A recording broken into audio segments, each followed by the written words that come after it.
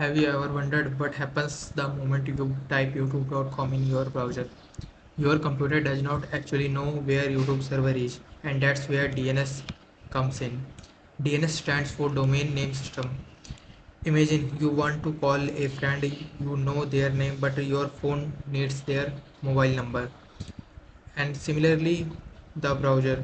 Human remembers the domain name like youtube.com, but your computer communicates using the IP address like this. So DNS converts the domain name into IP address. But how does this actually happens? Let's walk through it. Step 1 is browser. You type youtube.com and hit enter. First, browser checks it on DNS cache. Have I looked this up recently? If not, it is a miss, and the request moves on. Step 2 is OS DNS cache. Next, your operating system's stub resolver checks its local cache. Still no match, another miss.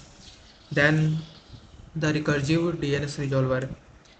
Now the request goes out to a recursive DNS resolver, usually run by your internet service provider or a public one like Google DNS.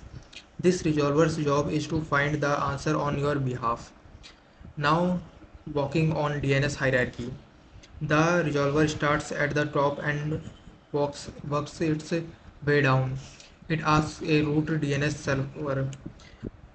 It asks a root DNS server which basically says, I don't know the IP but ask the .com TLD server.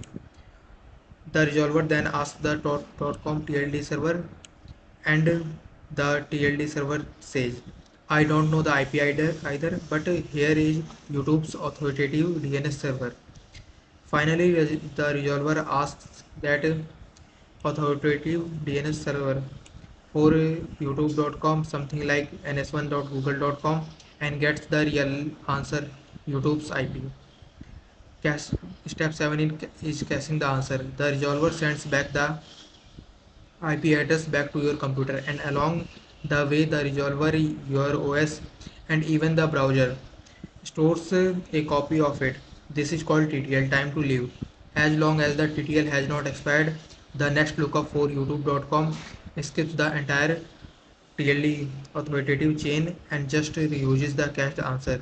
Step 8 is connecting. Now that your browser has the IP address, it connects directly to YouTube's web server and sends an HTTP request and the page loads. In brief, DNS is the system that translates human-friendly domain names into machine-friendly IP address.